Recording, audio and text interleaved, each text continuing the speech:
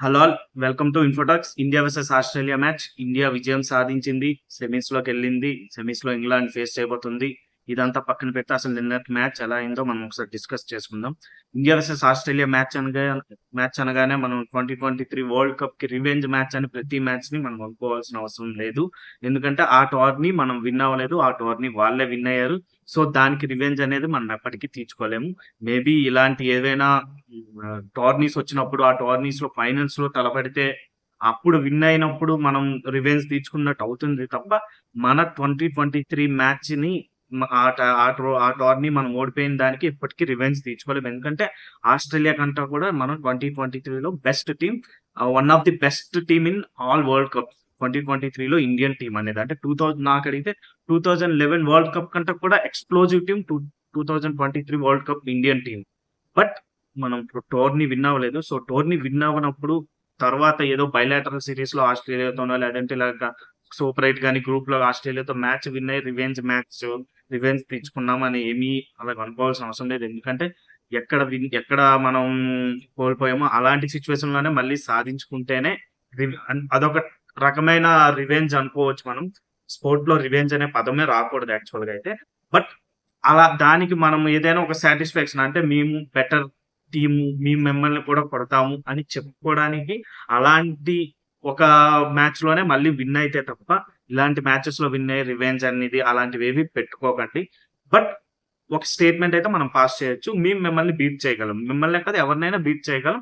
యాక్చువల్‌గా చెప్పాలి అంటే ఇండియా 2011 తర్వాత 2015, 2019, 2023 గ్రూప్స్ ఏ మెగా టోర్నీ వచ్చినా అంటే టీ20 వరల్డ్ కప్స్ పక్కన పెడితే వన్ డే వరల్డ్ కప్స్ లోని a mega tourney A season చూసుకోండి. 2015లో మనం సెమీఫైనల్ వరకు ప్రతి మ్యాచ్ విన్ అయ్యి సెమీఫైనల్ లో నాకౌట్ మ్యాచ్ ఆస్ట్రేలియాతో ఓడిపోయింది.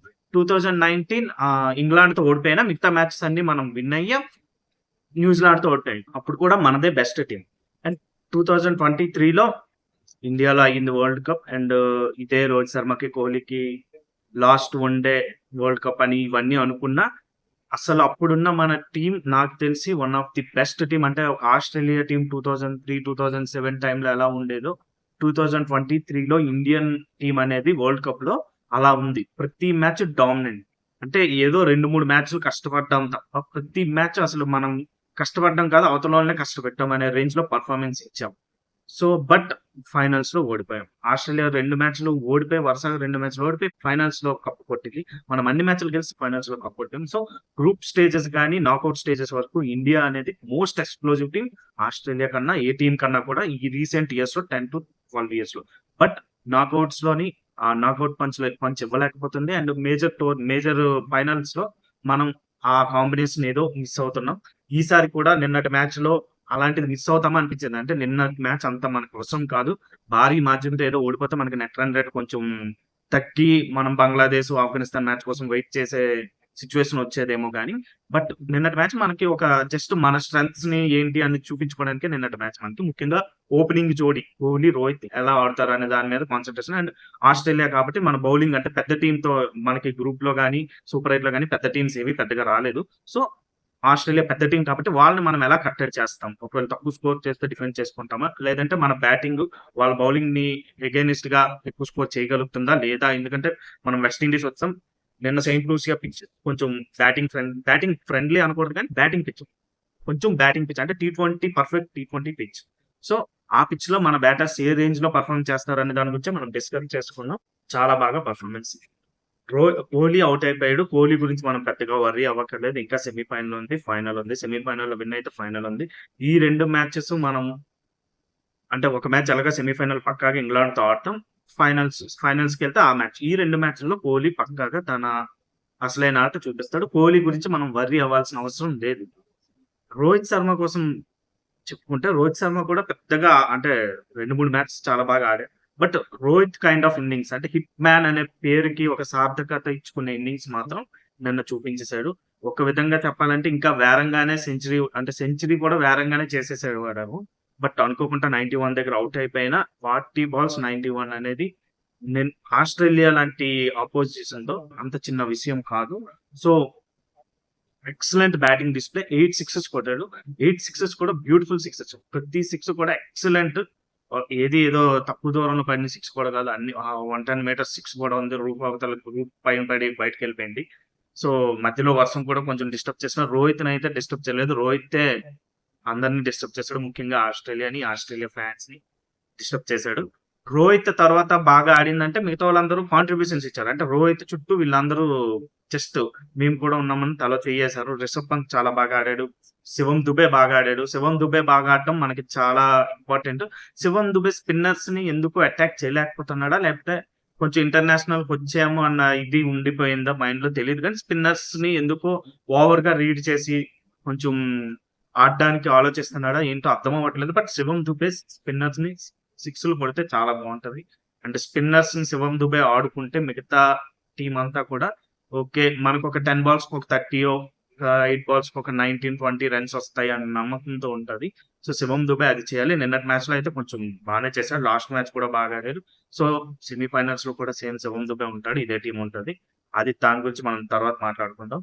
సూర్యకుమార్ యాదవ్ తన ఫార్మ్ చూపించాడు. ముఖ్యంగా ఆస్ట్రేలియా లాంటి టీమ్ మీద తను ఆడతాడా? ఎందుకంటే చిన్న టీమ్స్ మీద ఆడేస్తాడు అన్న ఒక అపవాదు తన మీద ఉంది. బట్ అది లేకుండా చూసుకున్నాడు. చాలా మంచి షాట్స్ ఆడాడు. బట్ ఆస్ట్రేలియా ఇలాంటి టైంలో ఎలాంటి సిట్యుయేషన్‌లోనైనా ప్లేయర్స్‌ని కాస్త బౌల్తా కొట్టిస్తది. సూర్యకుమార్ యాదవ్ కూడా కొంచెం ఆ ట్రాప్‌లో పడ్డాడు. కొంచెం వైడ్ యార్కర్ వచ్చిన బాల్‌ని ఆహ్, ఆడబోయాడు. అది యార్కర్ కూడా కాదు. కొంచెం మంచి లెంగ్త్‌లోనే ఎళ్ళింది పైకి. దాన్ని ఆడడం కొంచెం చేసిన మిస్టేక్. బట్ తను కూడా చాలా ఫీల్ అయ్యే ఎళ్ళాడు ఎళ్తున్నప్పుడు. నెక్స్ట్ హార్దిక్ పాండ్యా గురించి యాక్చువల్‌గా ఒక సెపరేట్ వీడియో తీయాలి. ఎందుకు అంటే హార్దిక్ పాండ్యా ఐపీఎల్‌లో వచ్చిన నెగటివిటీని ఏటిని పట్టించుకోకుండా ఈ టీ20 వరల్డ్ కప్‌లో ది బెస్ట్ నిజంగానే అంటే తన బౌలింగ్ సూపర్‌గా ఉంది, లేదు అనేది పక్కన పెడితే చాలా మంచి ఓవర్స్ ఏస్తున్నాడు.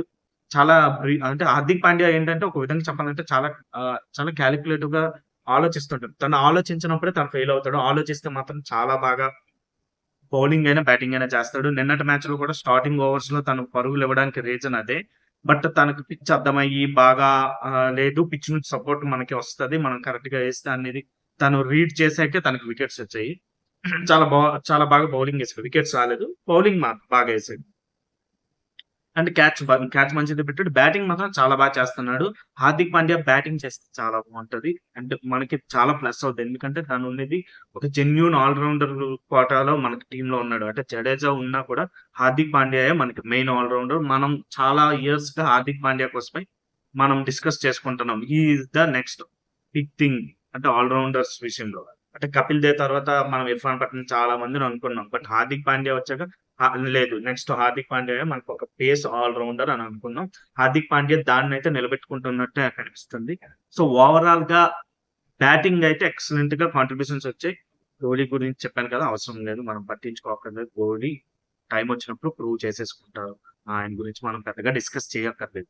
Next bowling. బౌలింగ్ అంటే ఇంత హై స్కోరింగ్ గేమ్ వచ్చిందంటే అంత వేరంగా ముఖ్యంగా ఆస్ట్రేలియాకి నిన్నటి మనకి మామూలు మ్యాచ్ అయ్యుండొచ్చు. ఆస్ట్రేలియాకి నిన్నటి మ్యాచ్ చాలా ఇంపార్టెంట్. ఆ మ్యాచ్‌లో వాళ్ళు విన్ అయ్యుంటే హ్యాపీగా సెమీఫైనల్స్‌కి వచ్చేవారు ఆల్‌మోస్ట్. ఎందుకంటే ఆఫ్ఘనిస్తాన్ విన్ అయితే చాలా పెర్ముటేషన్స్ అండ్ కాంబినేషన్స్ వస్తాయి. వాళ్ళ నెట్ రన్ రేట్ అన్నీ చూసుకోవచ్చు.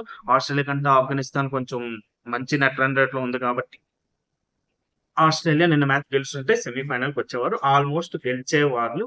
కీ మూమెంట్స్‌లో ఇండియా హోల్డ్ చేసింది. ముఖ్యంగా అక్షర్ పటేల్ ఆ విన్‌ని ఒక సింగిల్ హ్యాండ్‌తో ఆస్ట్రేలియా లాస్‌ని హోల్డ్ చేసి మన చేతిలో విన్ పెట్టాడనే అనుకోవచ్చు. ఎందుకు అంటే ఆహ్, మ మిచెల్ మార్ష్ క్యాచ్ అనేదే టర్నింగ్ పాయింట్. ఎందుకు అంటే మిచెల్ మార్ష్ చాలా బాగా ఆడుతున్నాడు. మిచెల్ మార్ష్ ఉండుంటే ట్రావిస్ హెడ్ ఇంకా రెచ్చిపోయి ఉండేవాడు. సో, మిచెల్ మార్ష్ క్యాచ్ ఎప్పుడైతే వచ్చిందో అంటే క్యాచెస్ విన్ మ్యాచెస్ అని ఊరికే అనం కదా! మిచెల్ మార్ష్ క్యాచ్ పట్టుకోవడంతో పాటు మన ఇండియాకి విజయాన్ని కూడా పట్టుకున్నాడు.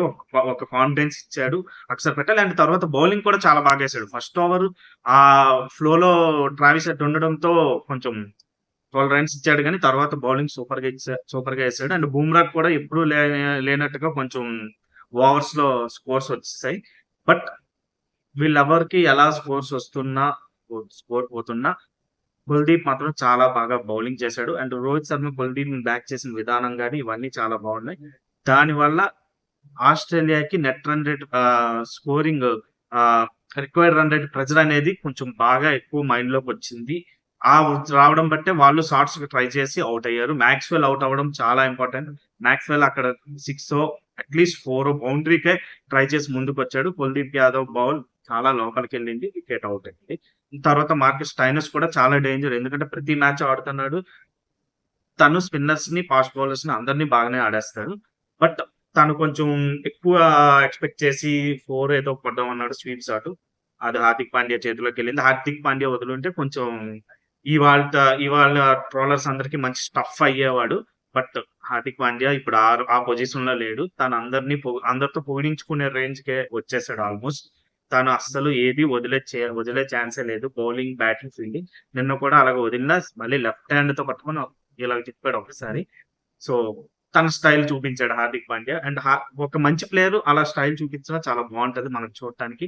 సో, హార్దిక్ పాండ్యా ఏం ఓవర్ చేసినట్టు నాకు అనిపించలేదు. ఒక స్టైలిష్ అనేది చూపించాడు తన నేచర్‌ని. సో, ఓవరాల్‌గా బూమ్రా కూడా లాస్ట్‌లో ట్రావిస్ హెడ్‌ని బౌల్‌తో కొట్టించాడు. అంటే బూమ్రానే కొట్టాలి అని అనుకోవడమే ట్రావిస్ హెడ్ చేసిన మిస్టేక్ మేబీ. ఆ ఓవర్ ఆగుంటే నెక్స్ట్ ఓవర్ ట్రావిస్ హెడ్ కాలిక్యులేట్‌గా కొట్టేసేవాడు. ఎందుకంటే పక్కన టిమ్ డేవిడ్ ఉన్నాడు కాబట్టి ఇద్దరు కలిపి అటాక్ చేయొచ్చు. బట్ బూమ్రాని కొడదాము, వీళ్ళ మోటివ్‌ని దెబ్బతీద్దామని ఆళ్ళు ఎప్పుడైతే అనుకున్నారో వాళ్ళ మోటివ్‌ని మనం దెబ్బతీయడానికి అవకాశం వచ్చింది. బూమ్రా వేరియేషన్స్‌కి కింగ్ అండ్ స్లో బాల్ ఏసాడు. స్లో బాల్ ఏయడంతో క్యాచ్ వచ్చింది. సో, ఓవరాల్‌గా ఈ విన్ అనేది ఇండియాకి చాలా ఇంపార్టెంట్. ఎందుకంటే ఒక స్టేట్‌మెంట్. మేమెవరితో ఓడిపోము అని. నెక్స్ట్ నాకౌట్‌లో కూడా మనం అదే చూపించాలి.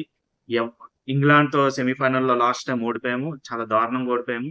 సో, ఇక్కడ 10 వికెట్స్ లాసారు. సో, మనం దాన్ని ఈసారి చూపించుకోవాలి. అంటే ఇది డిఫరెంట్ గేము. అంటే సేమ్ టోర్నీయే గాని different game. Semi-final same stage. So, అదే స్టేజ్‌లో మనం మన ఇది చూపించాలి. సో, అంతవరకు థాంక్ యూ. బాయ్.